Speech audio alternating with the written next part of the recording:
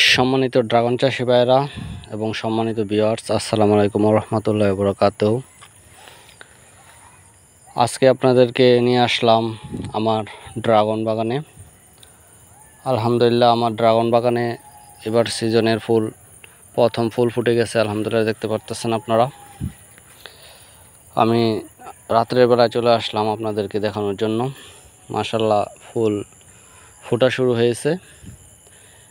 এবার যেহেতু একটু গরম, যার কারণে ফুলগুলা একটু দেরি হয়েছে।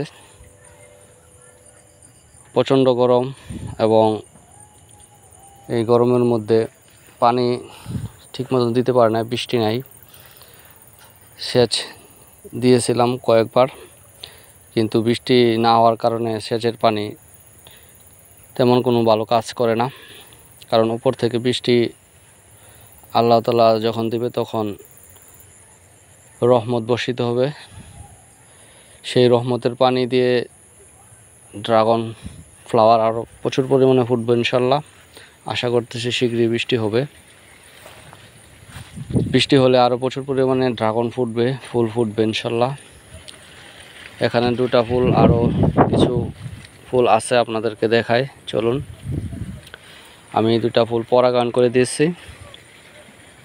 আরও পিলারে কিছু ফুল আছে, আপনাদেরকে দেখাই চলুন। এই পিলারও একটা ফুল ফুটে গেছে আলহামদুলিল্লাহ।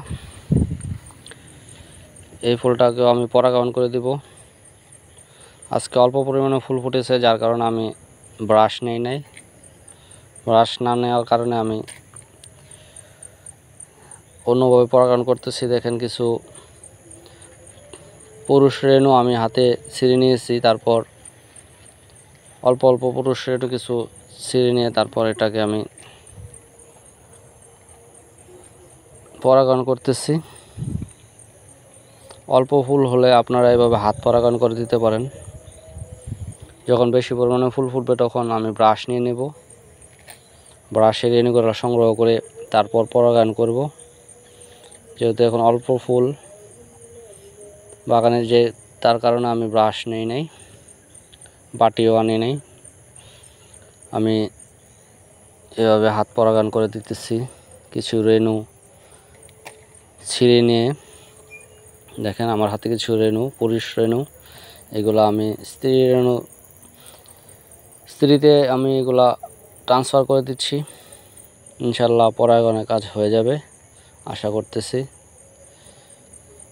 এভাবে আপনারা আপনাদের বাগানে হাত পরাগায়ন করে দিতে পারেন। হাত পরাগায়ন করলে ফলের সাইজ ভালো হয় এবং ফলটা টিকে ইনশাল্লাহ 100% টিকার সম্ভাবনা আছে। ধন্যবাদ সবাইকে। নেক্সট ভিডিও দেখার আমন্ত্রণ রইল। ফলগুলা টিকে কিনা সেই ভিডিও আপনাদেরকে দেব। আজ এই পর্যন্তই। আসসালামু আলাইকুম ওয়া রাহমাতুল্লাহি ওয়া বারাকাতুহু।